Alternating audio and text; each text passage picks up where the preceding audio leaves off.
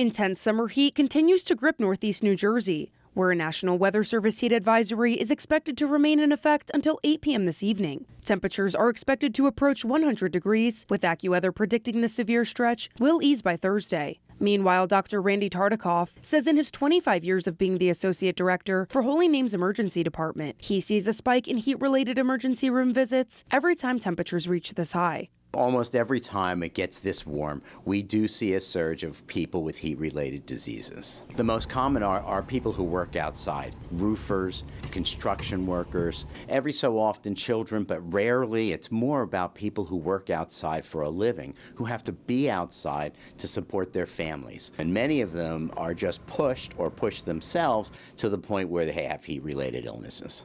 Doctors say they typically see 3 main heat-related illnesses: heat cramps, which are muscle spasms caused by dehydration, as well as heat exhaustion, which is when the body's temperature rises but stays below 104. And then finally, there's heat stroke, the absolute worst. And why is that so bad? Because we lose our ability to cool our body down. Our bodies love homeostasis. We love to stay the way we are.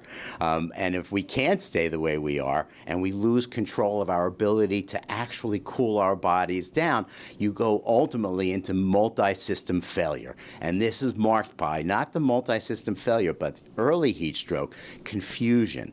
You may not be sweating. So they're either red or cool and clammy, and they may not be sweating.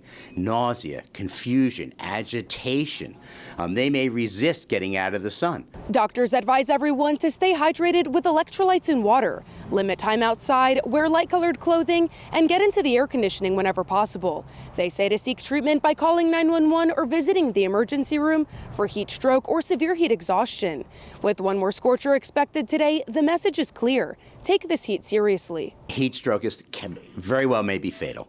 And if it's not fatal, it can result in morbidity, meaning maybe dialysis because your kidneys aren't working, or heart disease because your heart was working too hard. I would ask anybody to please be aware of how dangerous the heat is. Don't take it for granted that it's not going to affect you, because we all often feel immortal, and it can affect you, and it can affect you quickly. So please be on guard for these kind of illnesses. Cooling centers remain open across the region for those who are having trouble staying cool. For a list of cooling centers across New Jersey, you can visit nj211.org. Reporting from Holy Name Hospital for WMBC Hometown News, I'm Brianne Hailey Killeen.